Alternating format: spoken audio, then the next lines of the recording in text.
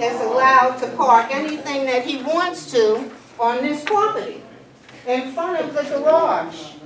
And I've been given excuses over and over again as to why he's permitted to do this. Well, they have to work. And I'm always given some sort of ordinance about 5 feet from the curb. I find that in the ordinances that the council members are actually using that one ordinance for their benefit, which makes the ordinances that are on record selective, and it's for their benefit only. Because there are more ordinances that address not parking in that area.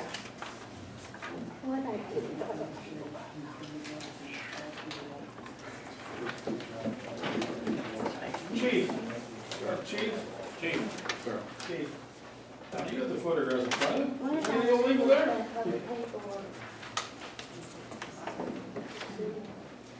Now, what I want to ask everyone, and you don't have to answer me because I don't want to take up a lot of time, but does this enhance anyone's neighborhood? Would you like it across the street from where you live? They're not working here. They're working for the city. You must be his mother.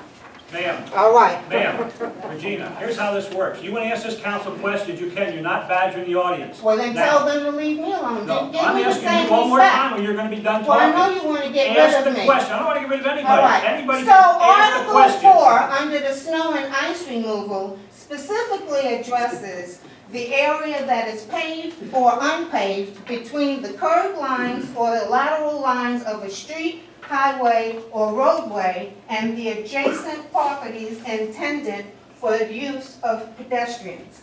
Now, in those pictures, you can see there's the curb, there's a sidewalk for pedestrians to walk, but it's still public sidewalk.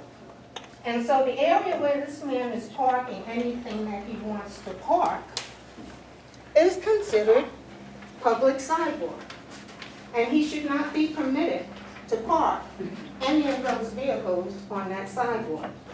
You have another ordinance that also says, and that would be under, I don't know how particularly, I think it's ordinance number 990.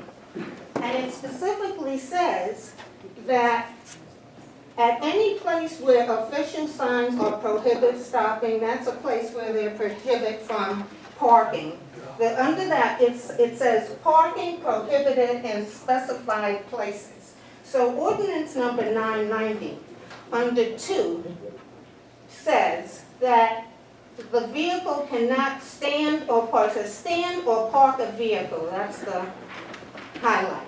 And you cannot park in front of a public or private driveway or garage entrance. If you will notice, those pictures are in front of a garage entrance. So again, I'm just asking for the council to help me on this issue. And I thank you for listening to me. I'll address my other issues next time. Is that neighborhood business or R1 or R2? You don't know? Mike? You know, Mike? Any other questions? Yes, I sir. have a question. I want to go back to the pool again. Swimming pool. Yes, now I was looking at the amount we're paying lifeguards. Now, how many lifeguards work at the pool at any given time? 3 or 4? Depends how many people are there, Mr. Lamb. I've told you before, if you want to sit down and go over the numbers, you're more than welcome to. You come to these meetings, I don't have the paperwork in front of me, but we have lifeguards there when there's the public there. If the public takes and slowly goes home, we decrease the staff according to the count of people. That determines how many people you have to have. Yeah, because we're paying £3.5 a week for wages, which is about 8 lifeguards on there on duty all the time for 49 hours, so get that figure. Mr. Lamb, you have to have lifeguards when you have a swimming pool. That's the law. Yeah, 8. Pictures of anybody's. Pardon? 8 all the time? Thank you. Mr. Lamb, we have a slides, we have Thanks a lot. wading pools.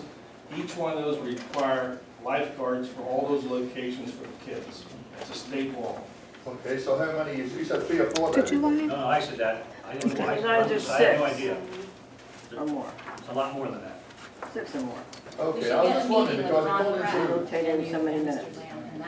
Yeah, Ron Pratt runs it, he can tell you exactly. Oh, I'm sure Jim can get the papers here. What else, Mr. Lamb? well, that was my question, how we're spending so much on wages, because it seems very high to me.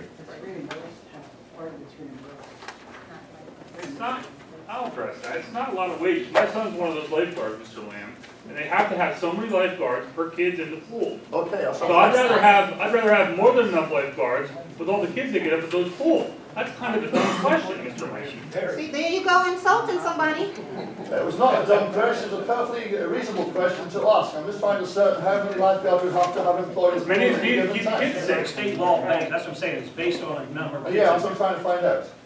Mr. Lamb, I guarantee you, when the staff isn't needed, they are sent home. They watch the head count very closely because of labor costs. We all understand labor costs. Well, that's good to know. I just wanted to ascertain how it's being controlled and managed down there, but that's okay. You have to realize that most of those kids go to college, and most of that money is paid back through the Dagenstein Foundation. If they work there and they have a student loan, a lot of those kids that work there, that money is reimbursed to the city.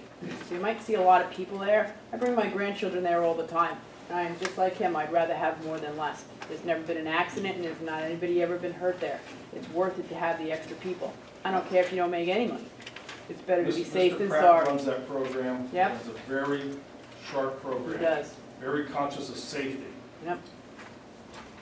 Because you don't want to lose a child because you want to save a couple dollars on a lifeguard. That's not what I said, Mr. Isa. Pardon? They That's will not what I turn said. your words I didn't say around. you said that, Mr. Lamb. I just made a point, Mr. Lamb. We were just asking how many people are on staff to see if it I added tried to up explain the that, numbers. Joseph. All right. I tried to explain that. We've been going over this. I know, you did, and that's enough. Okay. Oh, thank you, I'll stop. All right, any other questions? Yes, ma'am? I'm on the board of the tax collectors committee, and which collect the earned income tax. And last year, a little over a year and a half ago, Berkheimer took over all the earned income tax collection for this area. We are now meeting again, trying to determine if we can't get a better price and better customer service. We have several offers from different tax collection agencies, and we're looking at it.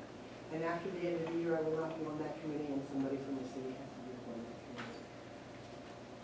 Is that a local person? I don't know. It's anybody on council or the, No, but the person that's collecting them now. right now it's Berkheimer, and they're out of Bangor, and they do a terrible job because they have no public relations department. And the county picks it? No. It's committee. And they collect their percentage rate, they were willing to lower. But this other company has much better customer service than Berkheimer. I, for 2 years, asked them to call me, and they've never called me. And I consider that a pretty poor way to. And when is this decision have to be made, the end of the year? or next Yeah, we'll month? be making it before the end of the year. We already interviewed them. Okay, thank you. Anything else? Yes, ma'am. I do want to say that the pictures I showed tonight, those were the least of the worst. Yes. So I do have more, plenty, and I have videos as well. And these were pretty decent, to be kind. Okay, Thank you. thank you. Anything else? I do want to announce 2 things. I was away on vacation, just got back, so I didn't get a chance to get to the Wine Fest, but I guess it was a huge success. I know I had a lady from Bloomsburg that called me. Jim, I had a lady from Bloomsburg that called me and said about how wonderful it was. We have letters here from Selinsville from people, and I don't know all these people, but in case you do, the chairperson was Tanya Diddy, Zach Stoder, Dan Welker, Levi Strauss, Chris Wertman, Natalie Marshalik, Megan Beck, Cody Moyer, Emily Robinson. Did an excellent job for the first year. Excellent job.